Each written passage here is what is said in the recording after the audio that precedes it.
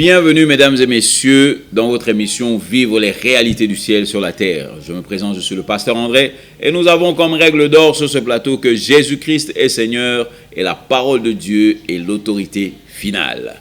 Alors nous continuons dans notre démarche de la prière. Nous parlons des 7 étapes à suivre pour avoir une vie de prière efficace et dont vous voyez les résultats. Parce que nous sommes fatigués de voir des gens qui prient et qui prient et qui prient, mais qui ne voient jamais des résultats dans leur vie. Alléluia. Jésus-Christ a dit, tout ce que vous demanderez en mon nom, le Père qui est dans le ciel va le faire. Alléluia. Jésus-Christ a dit, si vous demeurez en moi et que mes paroles demeurent en vous, tout ce que vous demanderez, on va le faire ou bien il sera fait. Alléluia. C'est-à-dire que Dieu a déjà décidé dans son esprit que toutes les prières que tu vas faire, il va répondre à ces prières. Alléluia. D'ailleurs même, les prières sont déjà répondues, car Jésus-Christ a déclaré lorsqu'il était à Golgotha, il a dit clairement, Jésus-Christ a dit, tout est accompli. Tout est accompli. Maintenant, le problème c'est quoi? C'est que beaucoup de gens, quand ils entendent tout est accompli, ils croyaient que ça veut dire que la nouvelle alliance a commencé. Non, non, non, non, non, non. Quand Jésus-Christ a dit tout est accompli, c'est-à-dire que tout ce qui était requis pour que l'homme sorte de la malédiction et pour que l'homme puisse jouir de la bénédiction de Dieu a été accompli.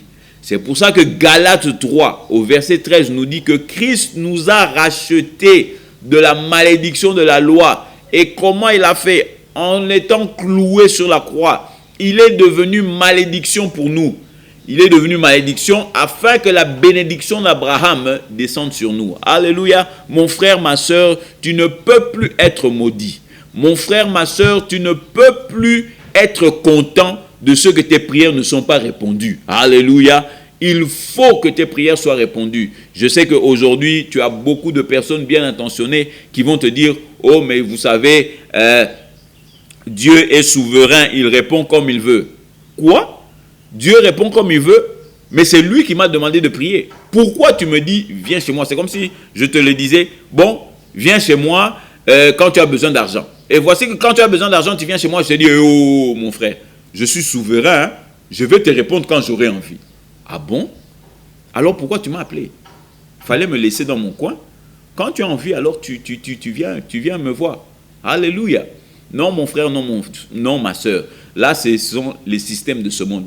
Dans le système de Dieu, Dieu a dit, celui qui manque de sagesse, qui me la demande, je donne libéralement et je ne fais aucune reproche. Alléluia. Dieu donne librement et il ne fait aucune reproche. Ça, c'est dans Jean 1 à partir du verset 5 jusqu'à 8. Alléluia. Il dit, je donne librement. Alléluia. D'autres Bibles disent, je donne gratuitement. Et je ne me plains pas. Ça, c'est notre Dieu. Ça, c'est un Dieu d'amour. Il ne se plaint pas lorsqu'il donne. Alléluia. Alors, nous allons continuer. Hier, nous sommes arrivés à la 3e étape. Et nous avons dit que dans la 3e étape, il faut refuser de permettre au doute ou bien à la peur d'entrer dans ta conscience. Le doute ou la peur d'entrer dans ta conscience. Et je vous ai fait faire un exercice hier en vous disant que compte dans ta tête et puis en plein milieu, je vous ai dit, donne-moi ton nom. Et tu as vu, si tu avais fait l'exercice, tu as vu que pour donner ton nom, tu as dû arrêter le comptage dans ta tête et puis réfléchir sur ton nom. Alléluia. Ce qui fait que lorsqu'une mauvaise pensée arrive, la première chose que tu dois faire, c'est la contrecarrer avec une parole. Une parole de quoi? Une parole de la promesse. Alléluia. Quand tu as une pensée qui vient dans ta tête qui dit, oh, nous sommes tristes aujourd'hui, rien ne fonctionne, nous sommes tristes. Tu dis non, la Bible dit, Philippiens 4:4, réjouissez-vous dans le Seigneur. Je vous dis encore, réjouissez-vous. Alléluia. La tristesse, ce n'est pas pour un enfant de Dieu. Donc, il faut refuser ces pensées-là de tristesse. La Bible dit que, ou bien tu as une pensée que, oh non, on dirait qu'on a la malaria.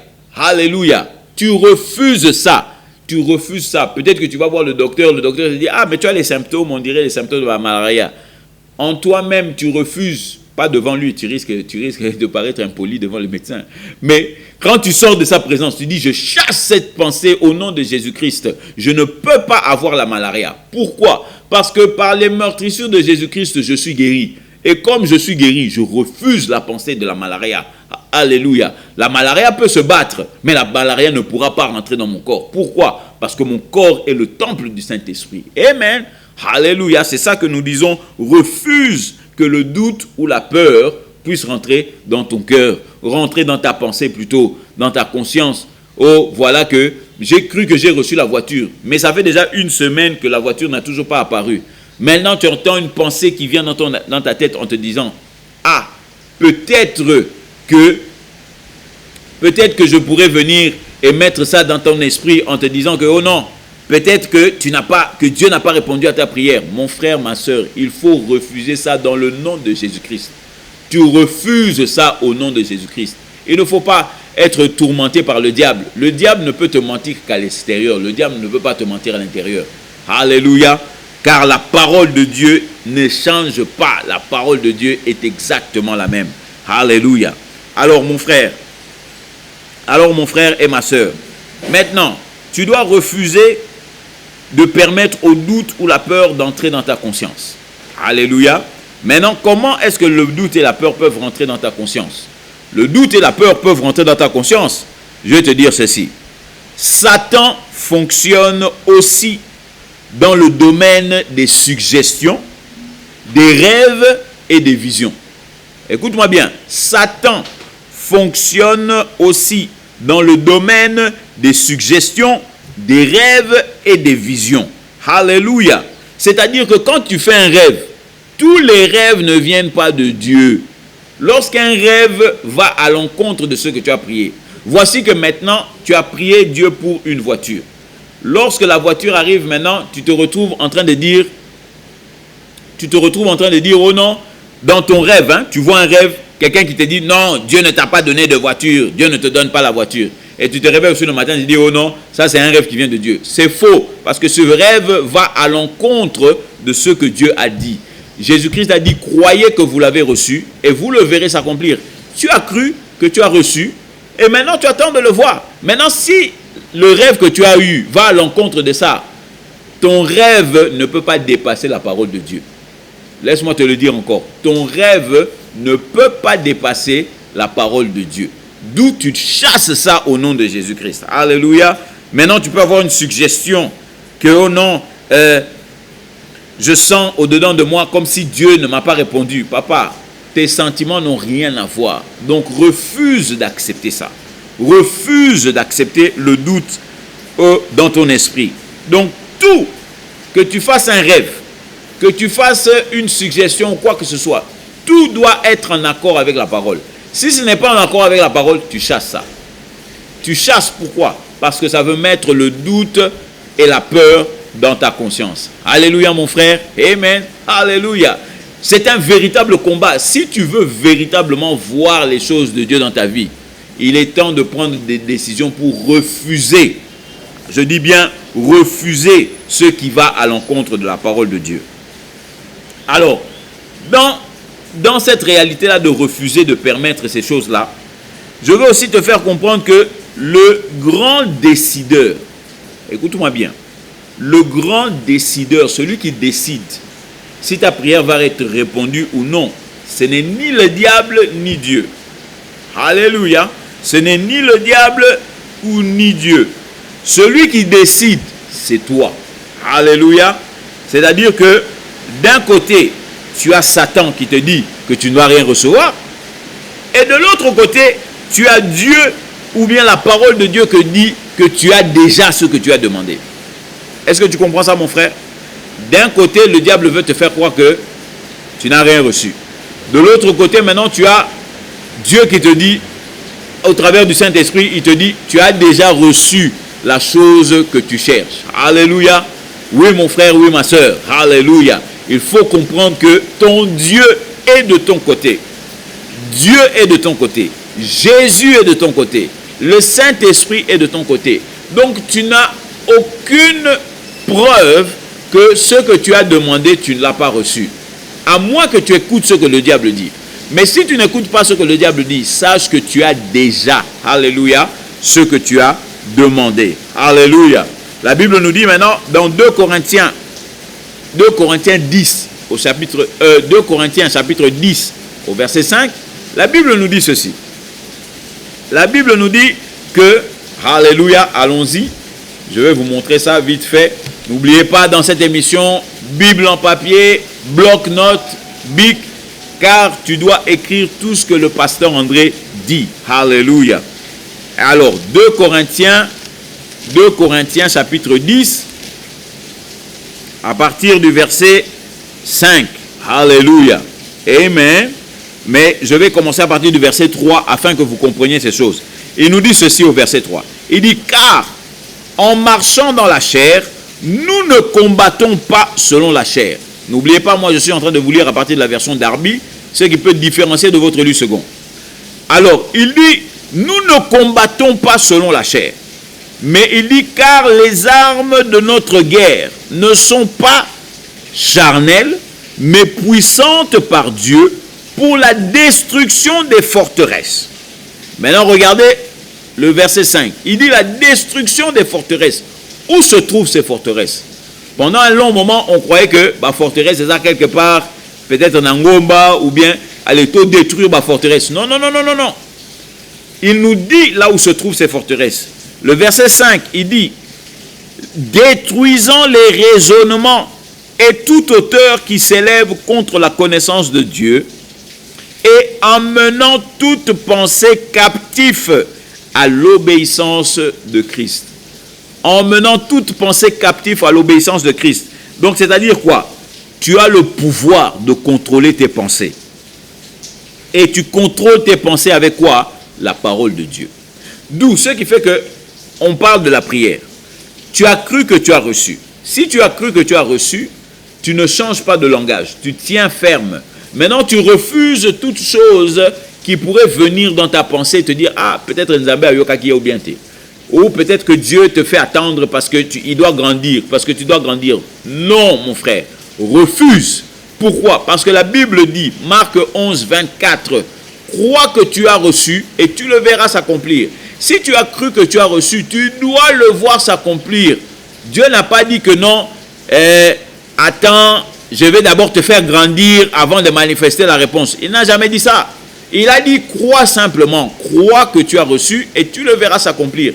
Donc, comme tu as cru, la chose est en train de venir. Alléluia. La chose est en train de venir. Maintenant, toute pensée qui est contraire à ce que la Bible dit, tu la détruis. Tu la chasses au nom de Jésus. Oh, tu n'as pas reçu. Tu dis, je te chasse au nom de Jésus. Toi, la peur, je te chasse au nom de Jésus. Toi, que ce soit toi, le doute, je te chasse au nom de Jésus. D'où tu ne permets à rien de te faire peur. Alléluia. Tu ne permets à rien de te faire peur. Donc, tu comprends, mon frère, ma soeur, que c'est toi qui décides. Alléluia. C'est toi qui décides. Alors, dans cette étape-là de refuser toujours de permettre à ce que le diable puisse mettre le doute dans ton esprit, tu dois aussi demeurer dans la réponse. Alléluia. Comprenez-moi bien. On parlait de voiture. Dis que tu as besoin de l'argent. Au lieu de passer du temps dans le manque, en disant, oh, je n'ai pas l'argent, je n'ai pas ceci. Au lieu de passer du temps dans ça, tu passes du temps dans la réponse. Merci Seigneur de ce que j'ai reçu mon argent. Merci Seigneur de ce que tout ce dont j'ai besoin est déjà payé. Merci Seigneur de ce que l'Éternel est mon berger. Je ne manque de rien. Mon Dieu, je ne suis pas dans le manque, mais je suis dans l'abondance. Alléluia. Passe ton temps dans la réponse au lieu du problème. Oh, est-ce que Dieu va me donner? Est-ce qu'il ne va pas? Non, non, non, non, non, non, non, non. Dieu m'a déjà donné. Je suis déjà dans Dieu et je suis déjà dans la réponse. Alléluia. Donc, mon frère, ma soeur, c'est un véritable combat. Refuse aussi, je le dis bien, refuse toute imagination. Imagination, ça veut dire makanisi. Makanisi, naba image. Tout ça, que ce soit des images ou des représentations qui sont contraires à ce que toi tu veux. Imagine-toi déjà que tu es dans ta voiture. Imagine-toi déjà que tu as ton argent. Imagine-toi déjà que tu as payé tes dettes. Imagine-toi que tu as déjà tous tes besoins répondus. Parce que Dieu va utiliser ton imagination. Il va utiliser ce que tu vois à l'intérieur. Alléluia. Oh mon frère, ma soeur, c'est tellement merveilleux. Nous avons parlé de ces 3 étapes, papa, pendant la semaine. Première étape, toute prière qui a une réponse est basée sur la parole de Dieu. Deuxième étape, commence à pratiquer la foi, à amener la foi. C'est-à-dire, si tu as cru que tu as reçu, tu t'apprêtes, tu commences à agir par rapport à ta prière. Alléluia. Et troisièmement, nous avons dit chasse le diable, papa. Chasse le diable, chasse toute pensée contraire à l'évangile de Jésus. Alléluia. Oui, mon frère, ma soeur, nous sommes arrivés à la fin. Et je ne veux pas terminer cette émission sans te donner l'opportunité d'accepter Jésus comme ton Seigneur et ton Sauveur. La Bible dit, si tu confesses de ta bouche et tu crois dans ton cœur que Dieu l'a ressuscité d'entre les morts, tu seras sauvé. Alors je veux que tu fasses cette prière avec moi, mon frère. Tu dis simplement, Seigneur mon Dieu, j'ai entendu ta parole aujourd'hui. Et je crois que tu es le Dieu Tout-Puissant. Maintenant, papa, la Bible dit que si je te confesse de ma bouche comme Seigneur, et que je crois dans mon cœur que Dieu t'a ressuscité d'entre les morts, je serai guéri. Alors maintenant, papa, je veux simplement déclarer que tu es mon Seigneur Jésus. Alléluia. Et je crois profondément dans mon cœur que Dieu t'a ressuscité d'entre les morts. Amen. Et la Bible dit, si je l'ai fait, je suis sauvé. Et je reçois ton salut maintenant au nom de Jésus. Amen. Amen, mon frère. Amen, ma soeur. Si tu as fait cette prière avec moi maintenant, alléluia, tu es né de nouveau. Les choses anciennes sont passées. Toutes les choses sont nouvelles. Les liens que tu avais avec le monde sont terminés. Tu es une nouvelle créature. La Bible dit, tu es une nouvelle espèce d'homme qui n'a jamais existé auparavant. Alors je t'encourage maintenant à trouver une bonne église, là où Jésus-Christ est prêché comme Seigneur et Sauveur, et où la parole de Dieu est l'autorité finale. Alors si tu n'as pas d'endroit où aller, il y a un numéro sur l'écran, appelle-nous.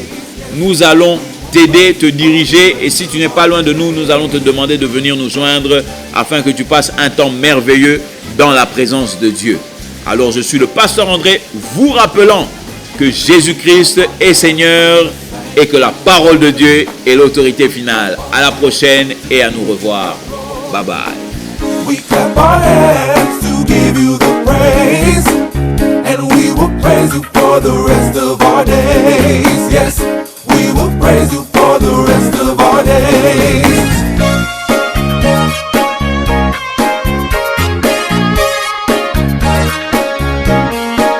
We sing a song in the sanctuary. We sing a song to give you the glory. We sing a song to give you the praise, and we will praise you for the rest of our days. Yes, we will praise you for the rest of our days.